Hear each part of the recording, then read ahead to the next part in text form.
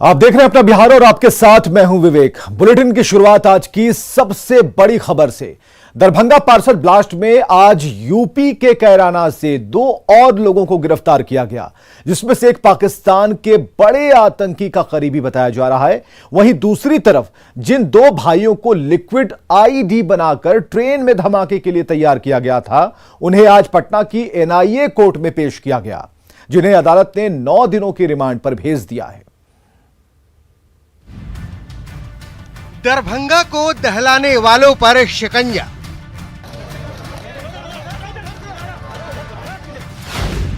Patna NIA court में इमरान और नासिर की पेशी।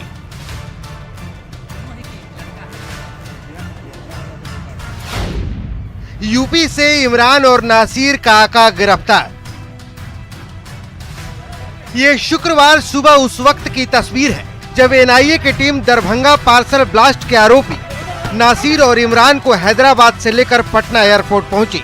आतंकी साजिश के सबसे बड़े गुनहगार कहे जा रहे इन दोनों भाइयों के पहुंचने से पहले ही पटना एयरपोर्ट पर सुरक्षा बेहद कड़ी कर दी गई थी, जहां से इन्हें सख्त सुरक्षा घेरे में बिहार एटीएस के मुख्यालय ले जाया गया।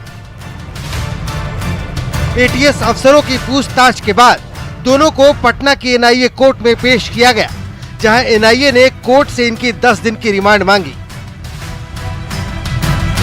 आरोप है कि इमरान और नासिर ने ही 15 जून को सिकंदराबाद दरभंगा एक्सप्रेस से कपड़े का वो पैकेट पार्सल किया था, जिसमें छिपा कर रखा गया लिक्विड आईडी 17 जून को दरभंगा स्टेशन पर ब्लास्ट कर गया।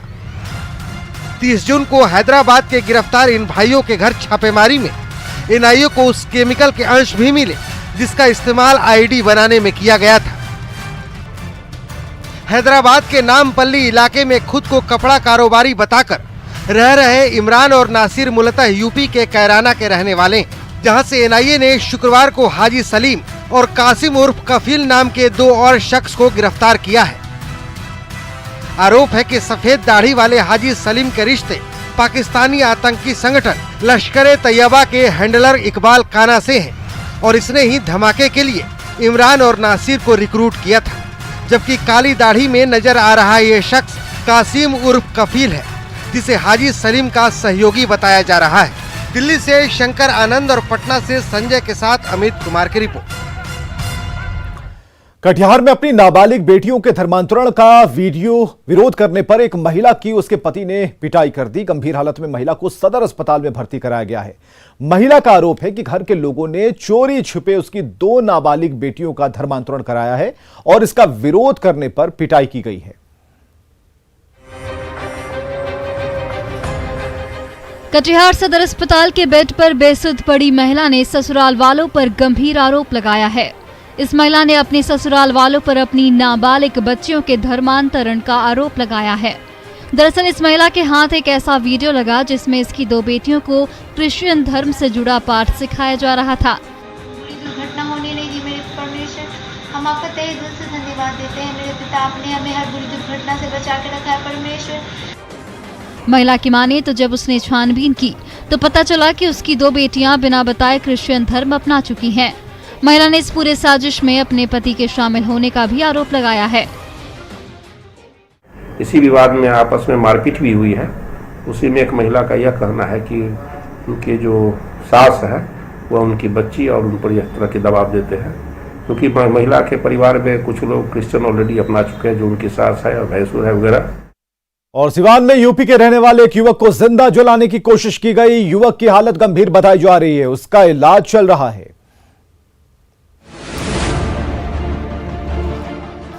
ये तस्वीरें हम आपको नहीं दिखा सकते क्योंकि तस्वीरें इतनी विभत्स हैं कि किसी का भी कलेजा कांप जाएगा। ये तस्वीरें सिवान की हैं, जहां एक युवक को जिंदा जला दिया गया। घटना हसनपुरा के कन्हौली गांव की है।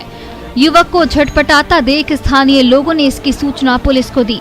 मौके पर पहुंची पुलिस ने युवक को सदर अस्पताल में भर्ती कराया। युवक बुरी तरह से झुलस गया है। युवक की पहचान रामू कुमार के रूप में हुई है, जो यूपी के उरई का रहने वाला बताया जा रहा है। एक आदमी के साथ सूचना मिल रहा है कि जला हुआ स्थिति पर चरमुहानी में गिरा हुआ है। सर क्या इसकी कुछ पहचान हो पाई है क्या? पहचान एड्रेस पता है, उत्तर प्रदेश के है, तुलसी नगर के। वहाँ हमने सूचित किया है उनके परिजन को। युवक के पास से मिले आधार कार्ड के आधार पर युवक पेशे से पत्रकार है।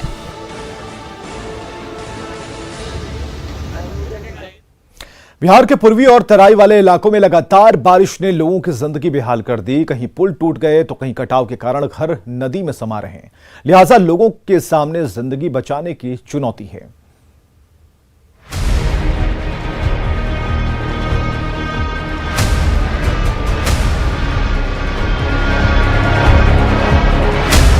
बिहार के कई जिलों में लगातार हो रही बारिश से कई जिलों में जिंदगी मुहाल हो चुकी है।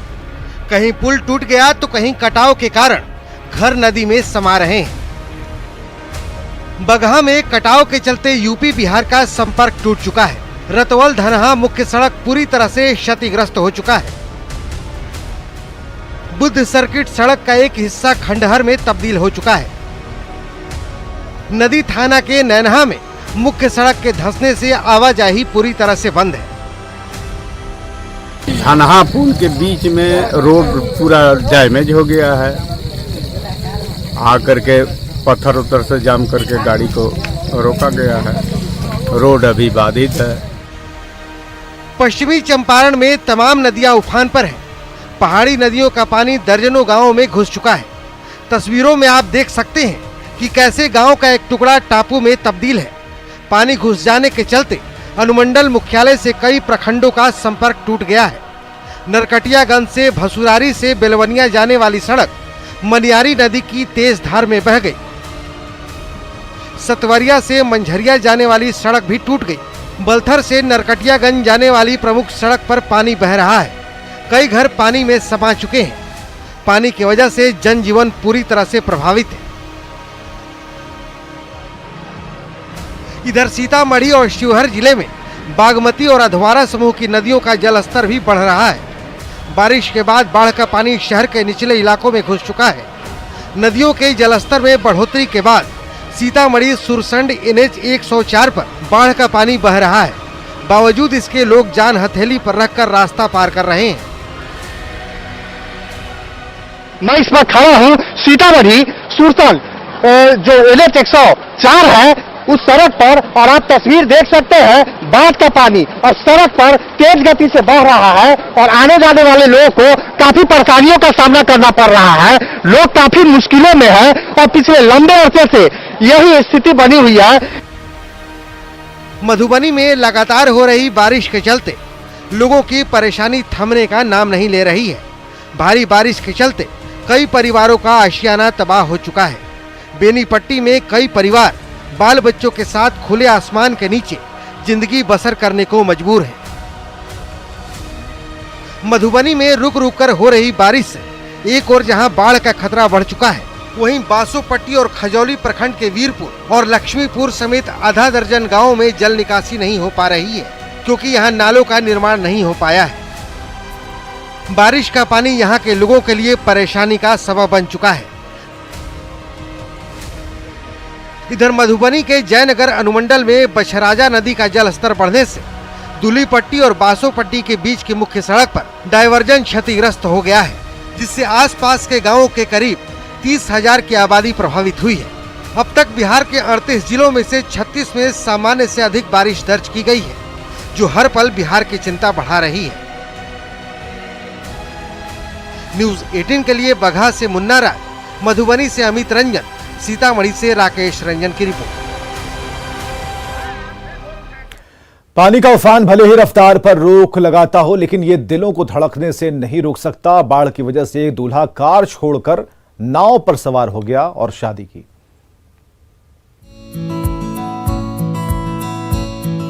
मुजफ्फरपुर में बागमती नदी की धार ने भले ही इंसान की रफ्तार को रोक दी हो, लेकिन वो औराय के इम्तियाज और अनीशा को एक दूसरे के बनने से रोक नहीं पाए। दोनों की शादी जब तय हुई तो बाढ़ ने इनका रास्ता रोकने की कोशिश की। ऐसे में दूल्हा कार छोड़कर नाव पर सवार हो गया और दुल्हन के घर पहुंचकर शादी रचाई। आज सवेरे जो है पता चला कि बाढ़ जो है पानी जो है ज्यादा हो गया। चचरी जो है पूरा रास्ता जाने की कोई नहीं व्यवस्था है, तो हम लोग तो यहाँ पर खड़े हुए हैं कि जो है नाव व्यवस्था होगा, लेकिन अभी तक नाव जो है देख रहे हैं व्यवस्था इस टाइप से नहीं है कि हम लोग जो है जल्दी जो है जाएं, और लेट भी हो रहा है। दरअसल पहले यहाँ चचरी पुल था जो पानी में बह गया। आखिरकार तय हुआ कि बारात नाव से दूल्हा को लेकर शादी करने जाएगी और ऐसा ही हुआ।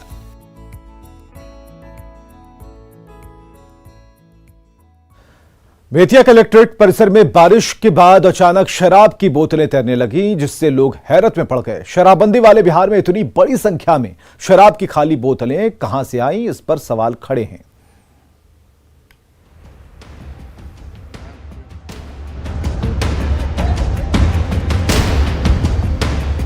सैलाब का सितम झेल रहे पश्चिम चंपारण के बेतिया से हैरान करने वाली तस्वीर सामने आई है।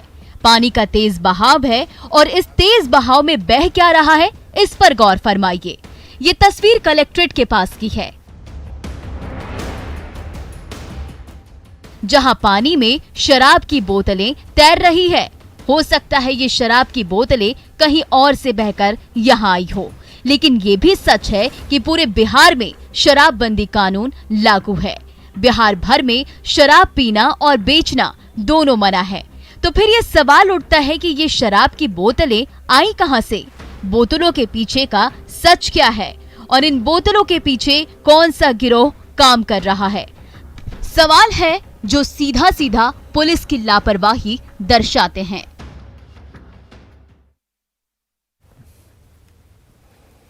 रोहतास के डेहरी में पुलिस और वनवासियों के बीच झड़प हो गई और वन विभाग की टीम पुलिस के साथ नौहट्टा में जमीन पर घर बनाकर रह रहे वनवासियों को हटाने पहुंची थी। जेसीबी के साथ पहुंचे वन विभाग की कार्रवाई से वनवासी आक्रोशित हो गए और हाथापाई शुरू कर दी। झड़प में 2 महिलाएं घायल हुई हैं।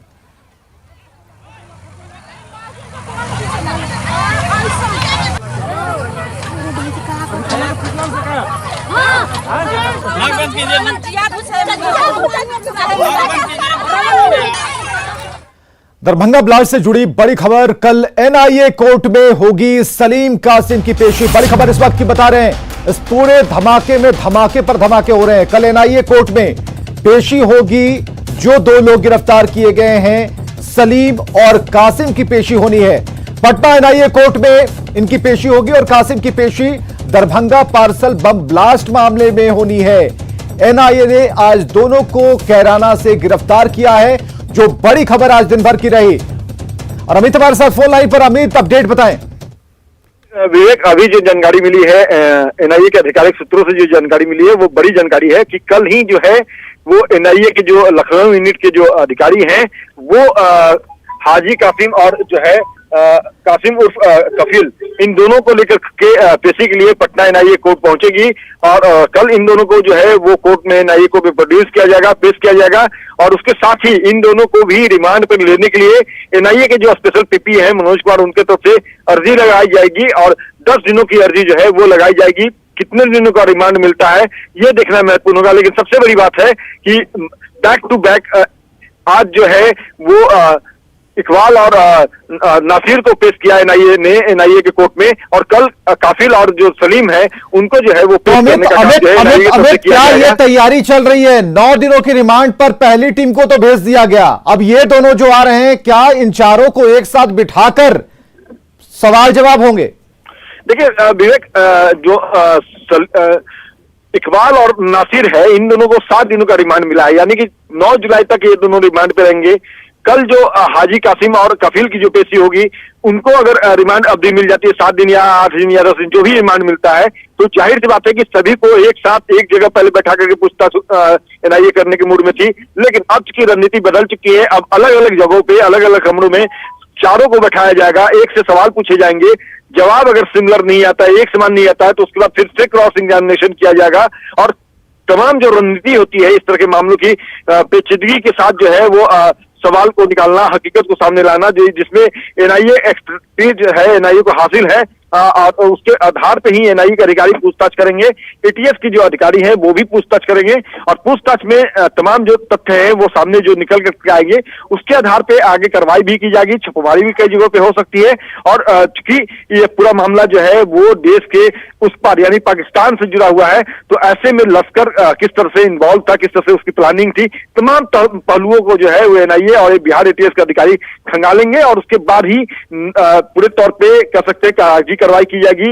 इनके जो बयान है, जो रिमांड अवधि में पूछताछ के दौरान जो बयान आएंगे सामने, उसके आधार पे जो है इन लोगों को 164 का बयान भी एनआईए कोर्ट में फिर एनआईए की तरफ से करवाया जाएगा और फिर जो कागजी कार्रवाई पूरी की जाएगी उसके आधार पे जो है वो एनआईए चार्जशीट दाखिल करेगी। तो पटना में क्या वक्त होगा जब एयरपोर्ट पर गहमा गहमी बढ़ जाएगी और आज की तरह कल भी पटना का एयरपोर्ट दिखेगा?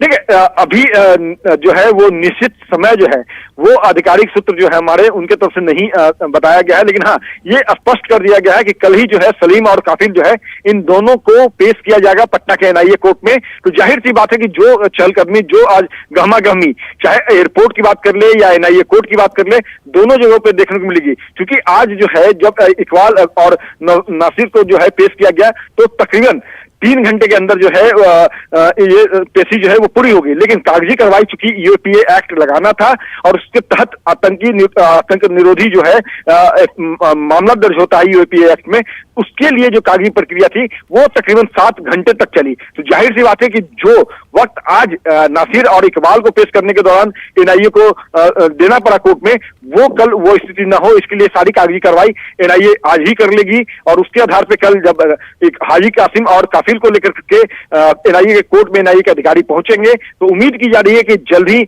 जो है इन लोगों की पेशी हो जाएगी। पेशी होने के बाद रिमांड अर्जी जो लगाया जाएगा, स्पेशल पीपी जो है एनआईए के मनोज कुमार, उनके तरफ से जो अर्जी लगाई जाएगी, उसके बाद एनआईए के जो न्यायाधीश हैं वो क्या निर्णय लेते हैं ये देखना कल का दिन बहुत बहुत शुक्रिया अमित, हमसे बातचीत करने के लिए। आप लगातार नजर बनाए रखें, अपडेट के लिए हम आते रहेंगे। दरभंगा के डीएमसीएच के जूनियर डॉक्टर अनिश्चितकालीन हड़ताल पर चले गए हैं। मरीजों के इलाज में लापरवाही को लेकर जूनियर डॉक्टरों ने अस्पताल प्रशासन के खिलाफ मोर्चा खोल दिया है। जूनियर डॉक्टरों ने डीएमसीएच प्रशासन पर मरीजों के इलाज में लापरवाही बरतने का आरोप लगाया। उनका कहना है कि डॉक्टरों की माने तो अस्पताल में ओपीडी, सीसीयू और आईसीयू की व्यवस्था नहीं है और ऐसे में मरीजों के इलाज करना संभव नहीं। जब तक अस्पताल प्रशासन की ओर से इसकी व्यवस्था नहीं की जाएगी तब तक हड़ताल जारी रखने की चेतावनी दी गई है। रिसेंटली 4-10 दिन से मरीज ऑपरेशन करके उसे टेबल पे छोड़ दिया जा रहा है, क्योंकि बात यह है कि ऑक्सीजन की व्यवस्था नहीं है, मरीज आईसीयू नहीं है, सीसीडब्ल्यू नहीं है, वार्ड प्रॉपर नहीं है, मरीज को हम कहाँ रखेंगे?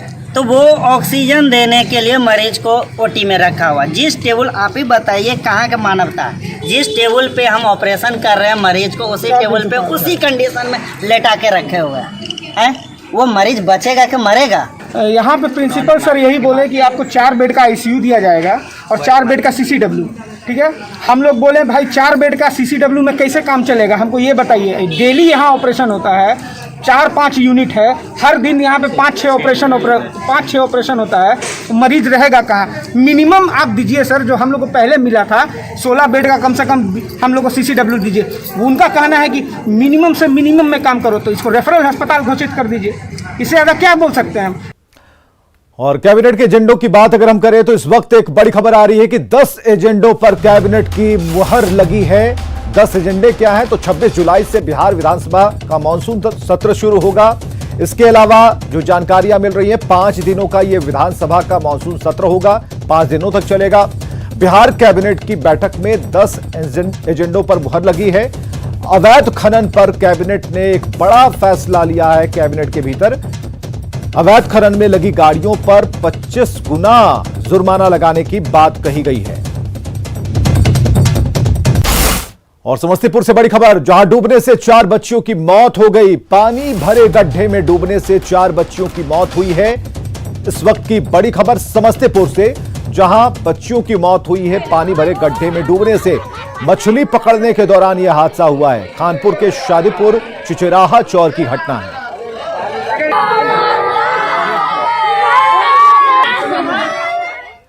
नेटवर्क 18 फेडरल बैंक संजीवनी गाड़ी भारत के कोविड प्रभावित जिलों में जा रही है। वैक्सीन के लिए जागरूकता फैलाने की हमारी इस मुहिम को आप भी अपना सहयोग दीजिए। चलिए आपको दिखाते हैं संजीवनी गाड़ी अब तक कहां गई और आज कहां है।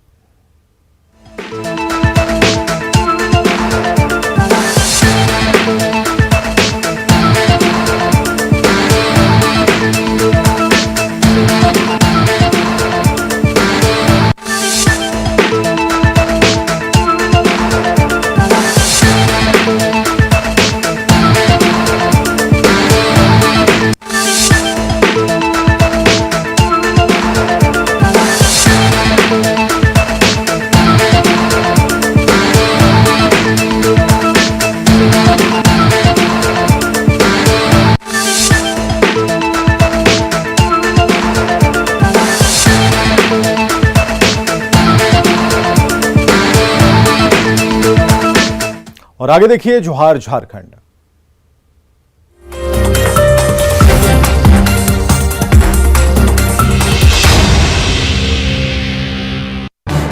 इस न्यूज हेडलाइंस के